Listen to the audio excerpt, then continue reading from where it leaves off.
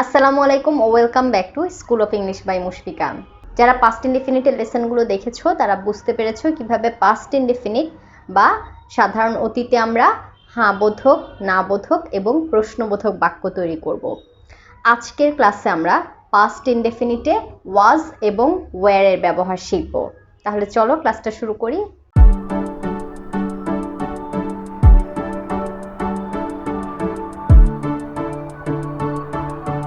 ওয়াজ, wire.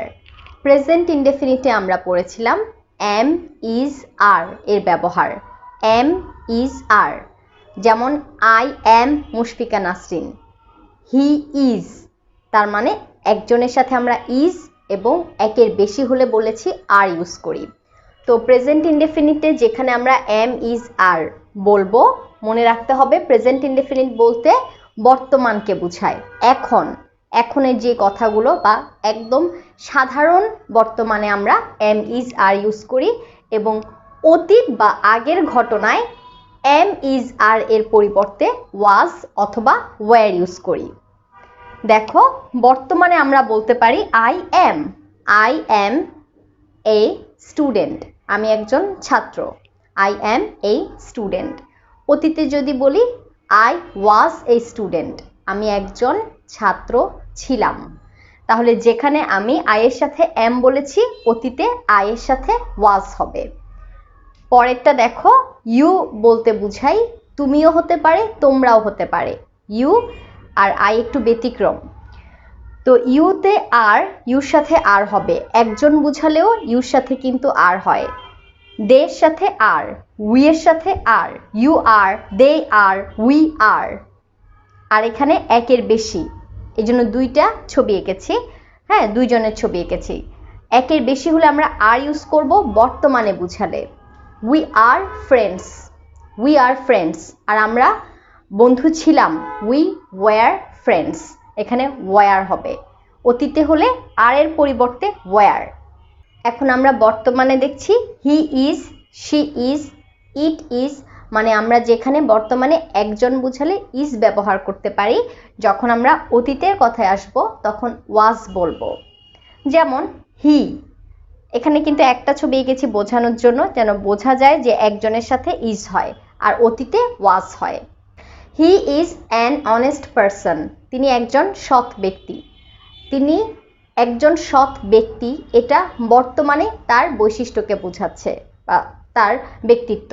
যখন আমরা অতীতে বলবো he was an honest person, তিনি একজন সৎ ব্যক্তি ছিলেন।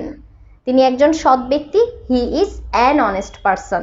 আর তিনি একজন সৎ ব্যক্তি ছিলেন, he was an honest person. তাহলে ইট একই রকম, ইট ইজ বিউটিফুল, এটা সুন্দর। ইট ইজ বিউটিফুল, এটা সুন্দর ছিল। ইট ওয়াজ বিউটিফুল। নাফি, নাফিও এখানে একজনকে বোঝাচ্ছে। Nafi is a good student, Nafi একজন ভালো ছাত্র। আর যদি বলি নাফি একজন ভালো ছাত্র ছিল, নাফি ওয়াজ আ গুড স্টুডেন্ট বা নাফি ওয়াজ এ গুড স্টুডেন্ট। আচ্ছা, এখন আমরা একটু মনে করব আমাদের আগের পড়াগুলো। আমরা মেইন ভার্ব হিসেবে অনেকগুলো ভার্ব শিখেছি। যারা ভার্বের প্লেলিস্টটা দেখছো, ভার্বের প্লেলিস্টে অনেক ভার্ব দেওয়া আছে। তো এখান থেকে তোমরা মেইন ভার্ব পেয়েছো, যেমন রাইট মানে লেখা, সি মানে দেখা, কাম মানে আসা, গো মানে যাওয়া, কুক রান্না করা, টক কথা বলা, রিড বই পড়া। এই ওয়ার্ডগুলো হলো মেইন ভার্ব। কিন্তু পাস্ট ইনডেফিনিট টেন্সে আমরা মেইন ভার্ব ছাড়াও অনেক বাক্য তৈরি করতে পারবো ওয়াজ, ওয়্যার দিয়ে। ঠিক আছে? যেখানে দেখবে মেইন ভার্ব নেই, তখন তোমরা ওয়াজ, ওয়্যারকে মেইন ভার্ব হিসেবে ইউজ করবে। যেমন তিনি ঢাকায় আছেন, তিনি ঢাকায় আছেন, তিনি ঢাকায় বাস করেন বা তিনি ঢাকায় থাকেন এটা বলেনি। তিনি ঢাকায় বাস করেন বলে he lives in Dhaka. Live মানে থাকা বা বাস করা। তো এখানে আমরা লিখতে পারবো হি is in Dhaka. He is in Dhaka, তিনি ঢাকায় আছেন। দেখো, এখানে কোনো মেইন ভার্ব নেই। ইজ কিন্তু হেল্পিং ভার্ব, সাহায্য করে, সাহায্যকারী ভার্ব। কিন্তু যখন মেইন ভার্ব নেই, তখন ইজ এখানে মেইন ভার্বের কাজ করছে। He is in Dhaka. আর যখন আমরা বলবো তিনি ঢাকায় ছিলেন, এটা খুবই সহজ। তোমরা একটা খাতা নিয়ে লেখা স্টার্ট করো, হি ওয়াজ ইন ঢাকা, তিনি ঢাকায় ছিলেন। তুমি কোথায়, এটা একটা প্রশ্ন, প্রশ্ন করলে সামনে আসবে। ওকে, ওয়্যার আর ইউ, তুমি কোথায়। যদি বলি আমি এখানে, I am here, I am here. Where are you মানে তুমি কোথায়, এটা কিন্তু বর্তমান কালের কথা। যখন অতীতের কথা, তুমি কোথায় ছিলে, তখন হবে ওয়্যার ইউ। তো ওয়্যার ইউ, এখানে কিন্তু কোনো মেইন ভার্ব নেই। মেইন ভার্ব কিন্তু এইগুলো হলো মেইন ভার্ব। তোমরা প্লেলিস্টে যাও, ভার্বের প্লেলিস্টে অনেক ভার্ব পাবে, তোমরা ভার্বগুলো ভালো করে শিখবে, তাহলে নতুন সেন্টেন্স তৈরি করতে পারবে। আর সেই সাথে আজকের এই লেসন থেকে বুঝবে যে এখানে কিন্তু মেইন ভার্ব নেই, এখানে ওয়াজ এবং ওয়্যার মেইন ভার্ব হিসেবে কাজ করছে। সে কোথায়, ওয়্যার ইজ হি।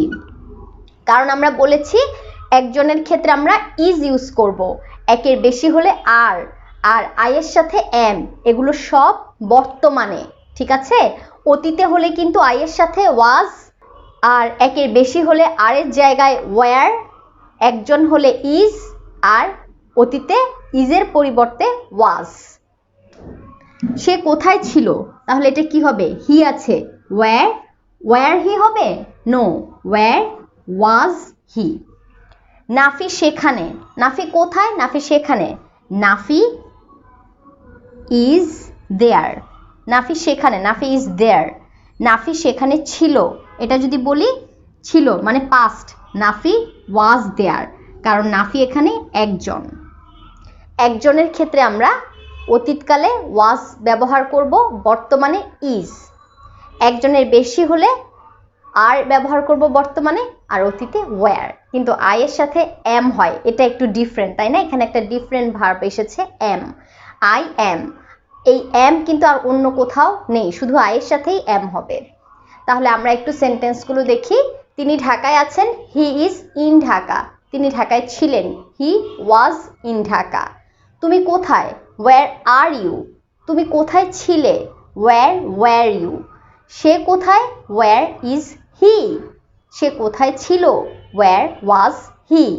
নাফি সেখানে, নাফি ইজ দেয়ার, নাফি সেখানে ছিল, নাফি ওয়াজ দেয়ার।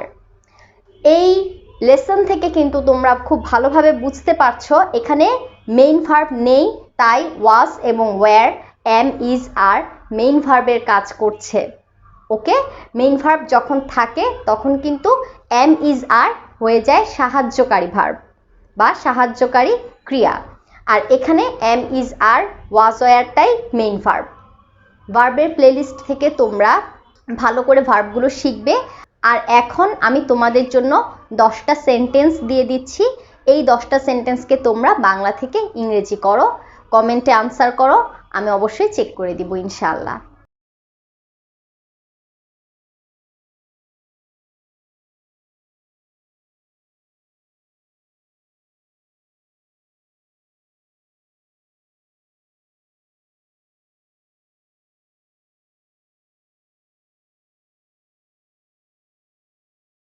Thanks for watching this lesson. Assalamu alaikum.